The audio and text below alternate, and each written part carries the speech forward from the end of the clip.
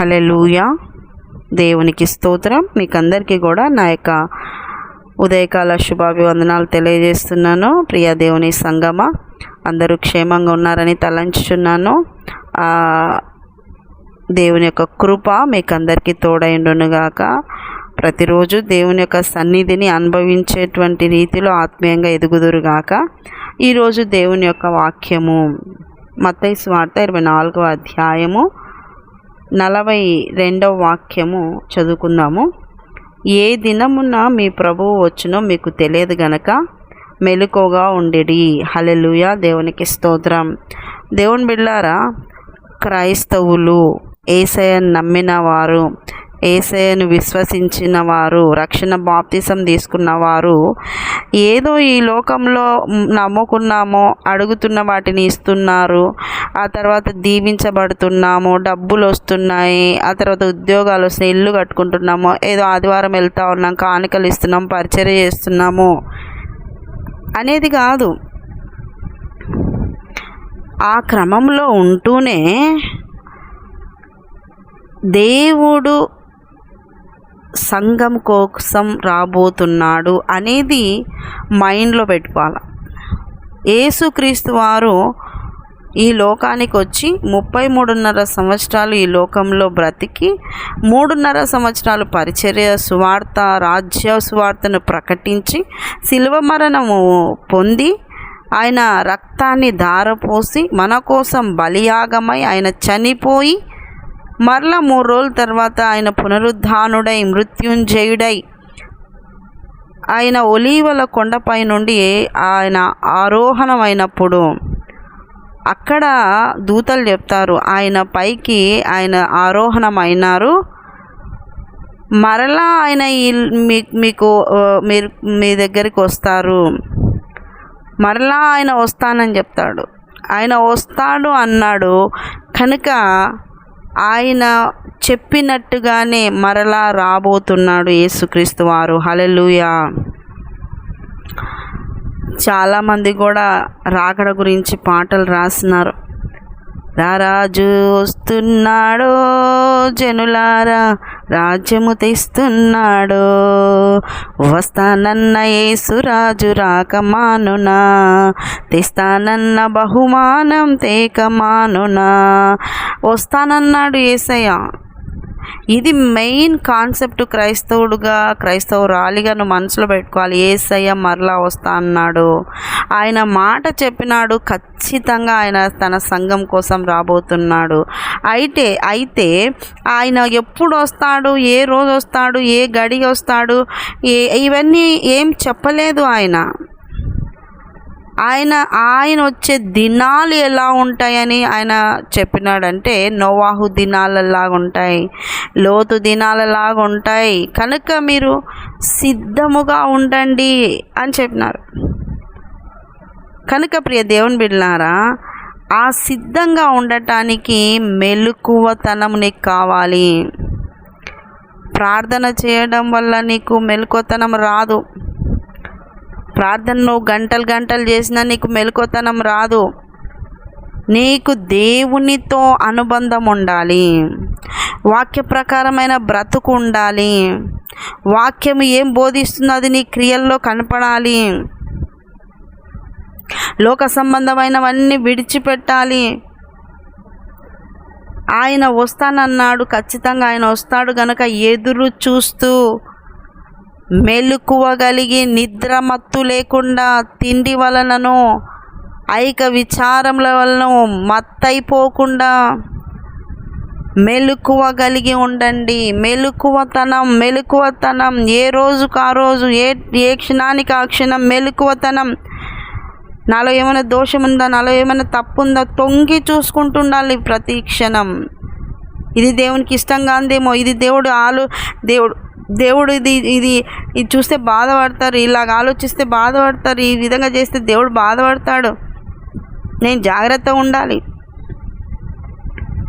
దేవుడు వచ్చే సమయం ఇదేనేమో, ఈ టైంలో నేను వ్యర్థమైనవి చూడొద్దు, ఈ టైంలో నేను వ్యర్థంగా ఆలోచించొద్దు, టైంను వృధా చేసుకోవద్దు, నేను ప్రార్థించాలి, నేను ప్రభుతో గడపాలి. ప్రభు ఆ దినం ఎప్పుడో, ఆయన వచ్చే క్షణం ఎప్పుడో ఎవరికి తెలియదు గనక సిద్ధముగా ఉండాలి, మెలకువగా ఉండాలి. మత్తయి లోకంలో కొట్టుకొని పోవద్దు, మత్తయి లోకములో లోకంతో నిండిపోవద్దు, మత్తయి ఉండొద్దు, దేంట్లో కూడా మత్తయి ఉండొద్దు.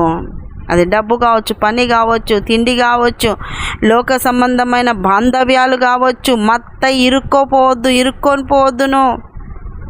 నువ్వు అక్కడ ఇరుక్కొని పోవద్దు, నువ్వు అక్కడ కూరుకొని పోవద్దు, అక్కడ లోతుగా వెళ్ళొద్దు. నువ్వు పై వాటి యందు మనసుంచి ఎప్పటికైనా నేను వెళ్ళాల్సిన వాడిని, నా కోసం నా దేవుడు మధ్యాకాశంలోకి వస్తాడు, నేను వెళ్ళాల్సిన దాన్ని అనే మనసులో పెట్టుకున్నట్లయితే నువ్వు మెలకువగలిగినటువంటి బిడ్డగా ఉన్నట్లు. వెలుగు సంబంధమైన క్రియలు చేయడానికి ఆసక్తి కలిగి ఉన్నావు అంటే దేవుడి కొరకు ఎదురు చూస్తున్న బిడ్డవు, నువ్వు మెలకువతనంతో ఉన్నట్టే. నీ తిండి, నీ డ్రెస్సు, నువ్వు సంపాదన, ప్రతి విషయాల్లో ఒక క్రమము, ఒక పరిశుద్ధతను కోరుకుంటూ ఉన్నావు అని అంటే, నువ్వు దేవుని వాక్య ప్రకారంగా ఉండాలని తాపత్రపడుతున్నావు అంటే నువ్వు మెలకువతనంతో ఉన్నట్టే. ప్రియ దేవుని బిడ్డలారా, మెలకువగలిగి ఉండండి. నిద్ర మత్తైపోవద్దు, చీకటి సంబంధులుగా ఉండొద్దు, లోకములో ప్రాకులాడొద్దు, లోకవాటి కొరకు పరిగెత్తొద్దు. లోకములో వాటి కొరకు పరిగెత్తి దేవునికి దూరం అయితే, నువ్వు మత్తైపోతే, మెలకువతనం నీలోండి కోల్పోతే నువ్వు ఎత్తబడే సంఘంలో ఉండవు. దేవుని బిడ్డలారా, సిద్ధముగా ఉండండి. ఏ క్షణమో తెలియదు గనక మెలకువ కలిగి సిద్ధంగా ఉండాలి. దేవుని బిడ్డలారా, జాగ్రత్త. మీ జీవితంలో ఎటువంటి నిర్ణయాలు తీసుకుంటున్నారు, ఎలాంటి ప్రయాసపడుతున్నారు, వేటి వెంట పరిగెత్తి మత్తులైపోతున్నారు, మెలకువతనాన్ని కోల్పోయి మందమైపోతున్నారు. ఒక్కసారి మీరు పరీక్షించుకోండి. మందమైపోవద్దు, మత్తైపోవద్దు.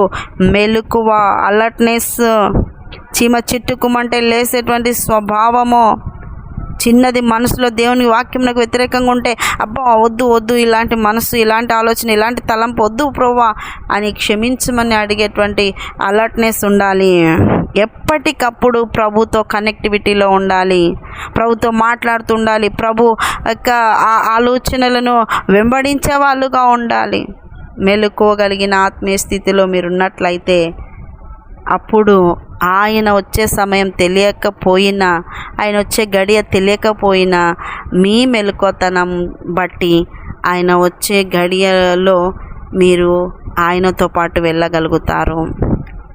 కనుక మెలకువతనము కోల్పోకుండా ప్రార్థనా జీవితమును కలిగి మెలకువతనముతో ఉండి పరిస్థితులంతటినీ, సరౌండింగ్స్లో పరిస్థితులను చూస్తూ, మనుషులను, ప్రకృతిని, ప్రపంచాన్ని అన్నింటినీ కూడా పరిశీలించుకుంటూ, ఆయన వచ్చేటువంటి సమయంలో ఆయన చెప్పిన సూచనలన్నింటినీ ధ్యానిస్తూ ఎప్పటికప్పుడు ప్రభు పాదాల దగ్గరికి చేరే విధంగా మీరు మీ మనసును సిద్ధపరచుకోవాలి. సమయం దొరికిందంటే మాటలు, అక్కడిక్కడ తిరగడాలు, వ్యర్థంగా తిరగొద్దు, వ్యర్థంగా మాట్లాడొద్దు.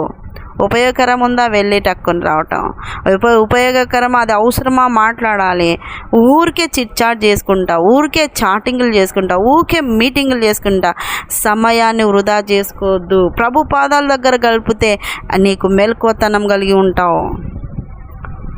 వ్యర్థము దయ్యాలు మీ సమయాన్ని కూడా వ్యర్థం చేయడానికి మీ చుట్టూరా తిరుగుతాయి, టైంపాస్ చేపిస్తాయి. సమయాన్ని సద్వినియోగం చేసుకోమన్నాడు వాక్యము. సమయమును సద్వినియోగం చేసుకోవాలే తప్ప దుర్వినియోగం చేసుకోకూడదు. ఈ ఒక క్షణం నీకు దేవుడిచ్చినాడంటే ఆ క్షణాన్ని నువ్వు ఉపయోగించుకోవాలి, దుర్వినియోగం చేసుకోవద్దు. కనుక మెలకువతనం కలిగి ప్రభు పాదాల దగ్గర సమయం దొరికినప్పుడంతా ప్రభు పాదాల దగ్గర గడపాలి.